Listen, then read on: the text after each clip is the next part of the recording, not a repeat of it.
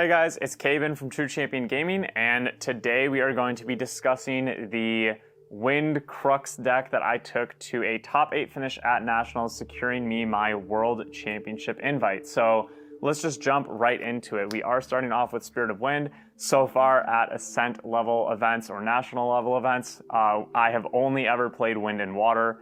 I don't know, they're just really strong colors. I really like them. So we're rocking the Wind with, of course, Lorraine level 1, again, the only champion that I've ever brought to those type of events. The free materialization of the sword is just really strong. Sword of Seeking is almost always your go-to, but because we are running sweeps in this deck, Sword of Adversity actually has a really integral place.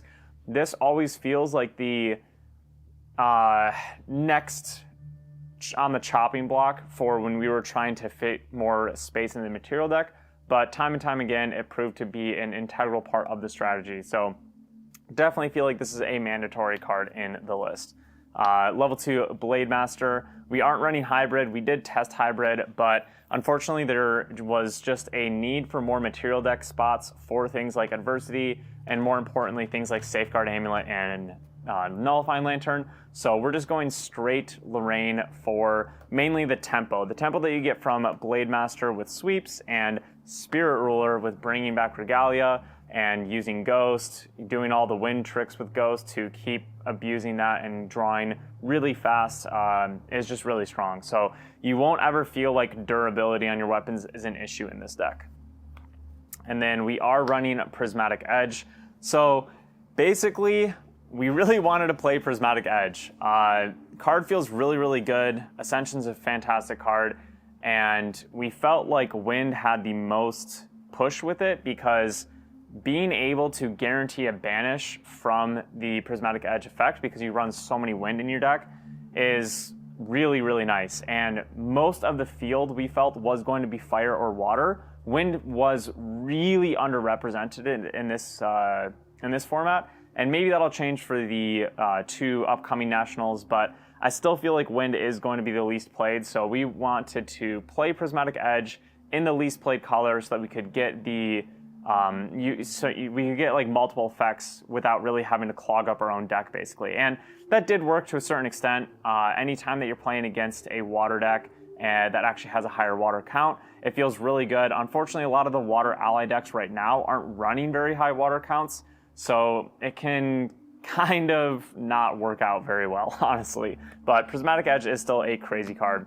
We have the Drawn Blade, of course. We're a Lorraine deck. We're going into Spirit Ruler. Drawn Blade is insane. The best way to use this card is to, banish a floating memory for it, whatever, turn that into a +1, and then break it before you go to level 3, bring it back with Spirit Ruler, and you'll trigger the on-enter effect again. And so basically going into level 3 will not only mean that you're unlocking Crux, but you're also going to be immediately drawing a card and putting a Regalia back onto your field to either swing with or put back with Ghost of Pendragon, or again, it's a weapon, it's a sword, you can put it back and Ascension into a Prismatic Edge.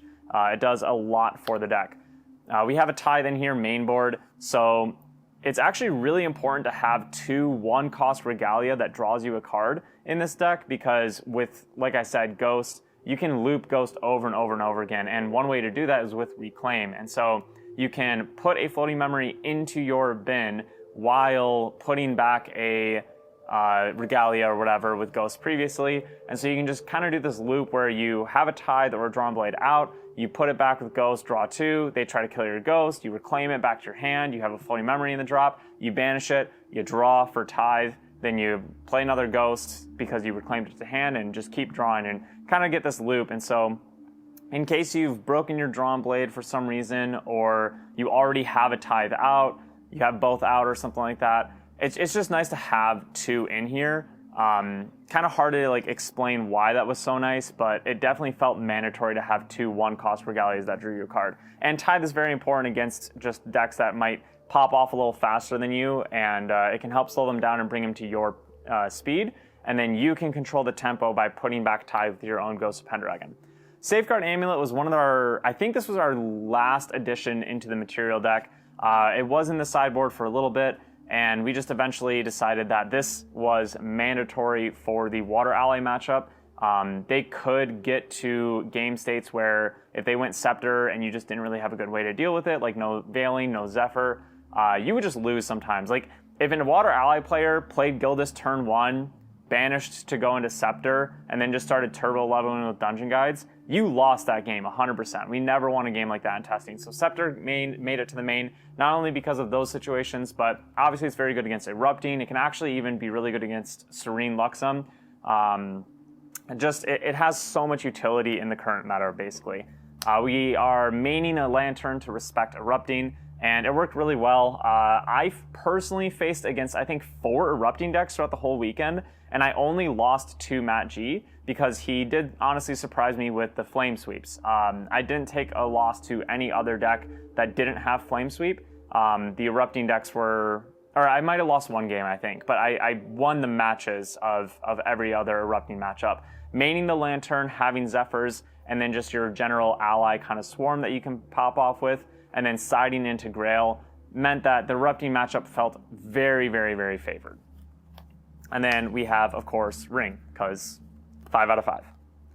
So I'll quickly talk about the side deck first, actually, before we move on to the main deck. We have a Tariff Ring in here because we have Lantern and Safeguard Amulet in the main. Those can just be dead cards depending on what your matchup is, so we wanted to have one generic card to swap out to for if you were just facing against like Wind Allies or something, and obviously your Lantern or your Safeguard is not doing much there. But against like Water Allies, you take out Lantern, bring in Ring. That way you have Safeguard and Ring, so whether they go Ally heavy or whether they go Scepter of Lumina heavy, you're prepared for either situation. So Tariff Ring was very nice there. And then we have the Grail in the side as well. This is literally just for the Erupting the Erupting match. So going into games 2 and 3 with Grail, Lantern, Zephyrs, Veiling, and just Ally Swarm to kill them, it again felt very, very favored.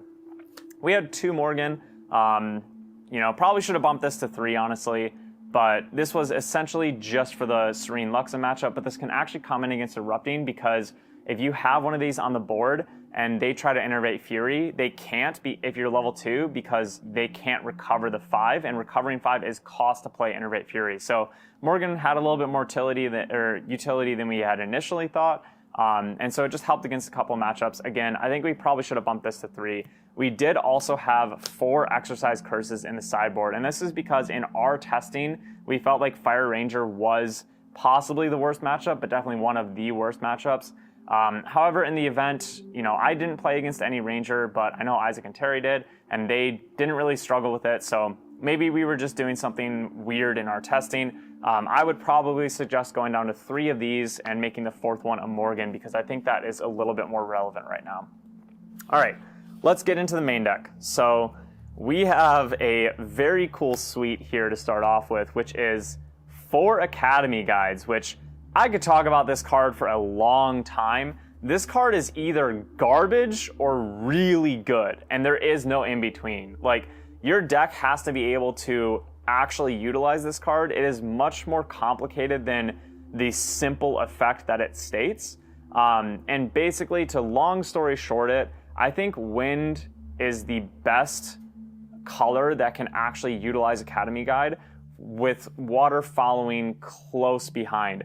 I don't think Academy Guide really has a place in Fire with the way that it works, but Wind being able to favorable winds it, reclaim it, and stuff like that, it can turn your Academy Guide into either the generic, great, amazing card that it is, where it's letting you level up for free, or if you do something like Reclaim It or something, Wind was still able to absorb some damage, basically, and getting floating in the drop, so it can turn your Reclaims into fast cures in a weird way, if that makes sense.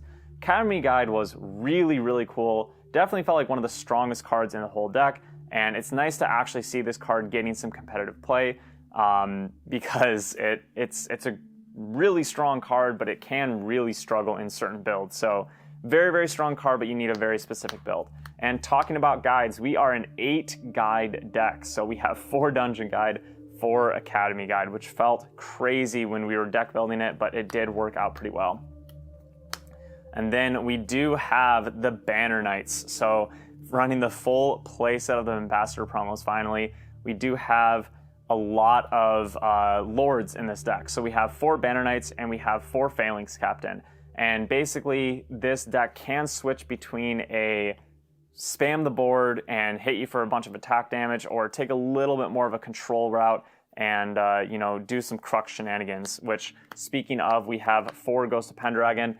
If you've watched any of my Wind Crux deck profiles in the past, like Wind Merlin and stuff, you know how much I love Ghost of Pendragon and Wind. Like that whole Reclaim, Drawn Blade, Ghost loop that I was talking about earlier, that is a strategy that all of us pulled off many times throughout the weekend, and it just feels so strong when you're able to do that. So Ghost of Pendragon still is one of the best added cards in the game, and in Wind you can abuse its strong ability even more than normal. We have the 4 Ascensions, again, like I talked about with Prismatic Edge.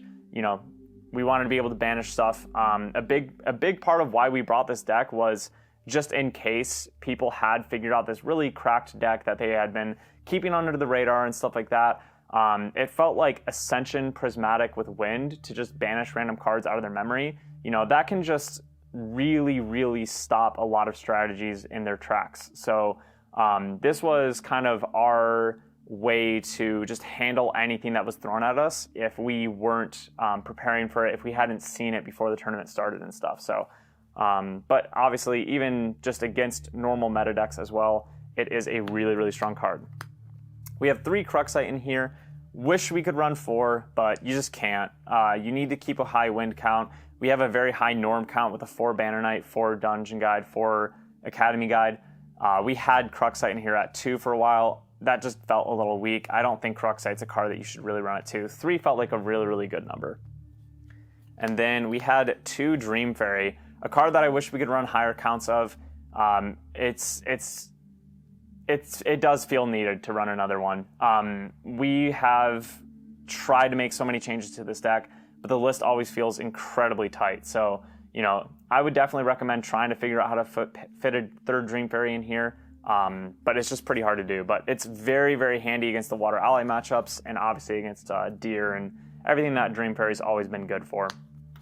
We have 4 Swift Recruit because humans and Wind cards are very important. And, this is our only interceptor in the deck as well. The Floating Memory, honestly, Swift Recruit has never felt better in a deck. Swift Recruit's always been one of those cards that seemed really strong, but is always kind of one of your weakest cards in a deck. But it actually really, really fit a lot of roles in this deck. And then we have Isaac's favorite card, Tactful Surgeon. He was not happy that we were running this card. I am very value-based in my strategies, so anytime that a card says draw a card, I get excited about it. We ran 3 because this is really not a card that you want to see multiples of. But it being a human is very relevant. It being able to plus you a card is very relevant. This was on the watch list at one time. I don't agree that it should have ever been on the watch list, but it has been taken off since then. And yeah, it fit a very, very good role in the deck. I'm extremely glad that we played 3 of it, but I can't wait until we get a better option than it, honestly. And then 4 Phalanx Captain. Again, another Lord, another human Wind card. Phalanx Captain felt odd in this deck because it's not often that you would get, 4 humans on board. And so you weren't usually playing it for incredibly cheap, but you honestly just needed that +1 damage effect on the board. So often I found myself paying 2 or 3 for Phalanx Captain, but it was worth it. These just felt like extra Banner Knights, honestly, in the deck. And then we ran 3 Hurricane Sweep. So another thing that we were hoping for was that people would not essentially realize what we were playing at first, maybe think that we were some sort of weird Wind Allies deck when we started off with an Academy Guide and stuff like that, and they would get kind of baited into falling for a sweep.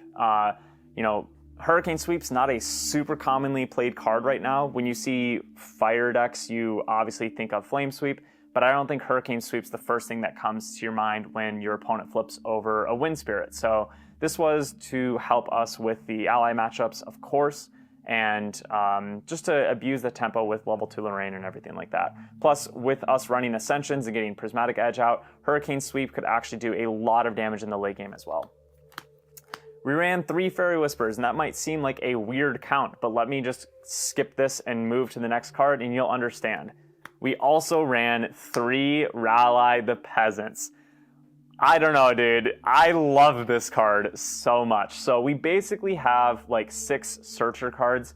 Fairy Whispers was mainly used to try to find things like Hurricane Sweep or Zephyr, as those cards are very integral in specific matchups, while Rally the Peasants was in here to help us mainly find Dungeon Guide and Ghost of Pendragon. You have a lot of cards that can hit off Rally the Peasants, and so you usually aren't whiffing this card. It's a very, very small number. I think we ran the math and it was something like 97 or 98% of the time you're going to not miss this card. So very, very consistent card, and being able to search out a Dungeon Guide or search out a Ghost is honestly insane. It felt so broken when we were able to do that, and the fact that you can play this card for free in a lot of matchups, a lot of the ally matchups and stuff, you know, I want to say probably about a third of the time that I resolved this card in the tournament, it was for free, which is really amazing.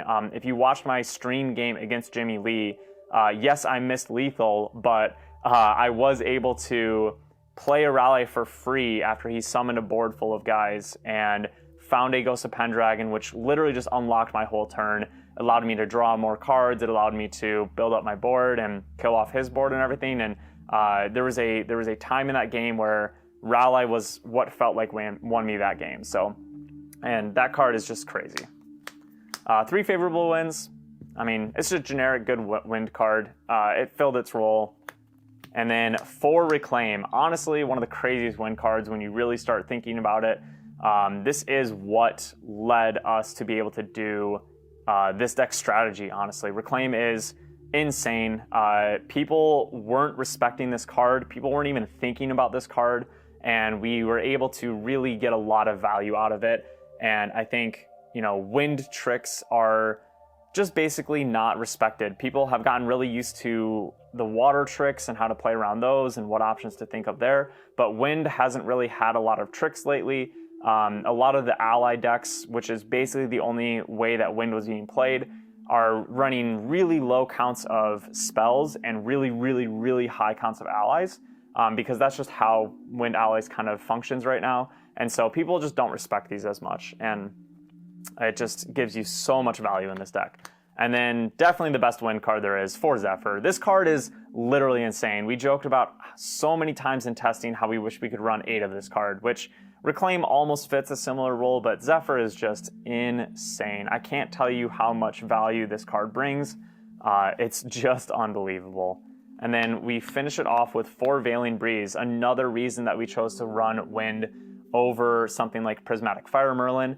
You know, definitely both decks have their strong, their strengths and weaknesses, but Zephyr, Veiling Breeze, and being able to guarantee the Wind effect off Ascension is what led us into Wind in general, because this really did feel like a tempo deck. It felt like some games you could just spam the board, and, you know, if they tried to fight your board back, you probably just held that presence because of your Banner Knights and Phalanx Captains and stuff. And if they just said, oh, well, you spent all your resources going on board, I'm just going to try to go to your face, you could just Veiling Breeze it instead. And now, like, that you used your, like, yeah. Veiling Breeze is a heck of a card still. Being able to stop non-attack and attack damage is just insane. So, guys, that's the whole deck. Hopefully I was able to explain a little bit of our reasoning for why the list looked the way that it did and why we had actually picked it to go to Nationals. So I know that we're still looking at Southeast Asia and Oceania Nationals coming up in the next few weeks. You know, maybe we'll see some people picking up this deck. I think Wind Crux has not had its time in the spotlight for a very long time, almost DOA format time, you know, like almost last year, actually. About a year ago is the last time that these types of decks were really popular. And, you know, this isn't anything like crazy new. A lot of this was just going off of the very old list. But I think Rally the Peasants and Academy Guide, just adding those 2 new cards really did make this kind of list very, very, very consistent. And yeah, so that's all we have for you guys today.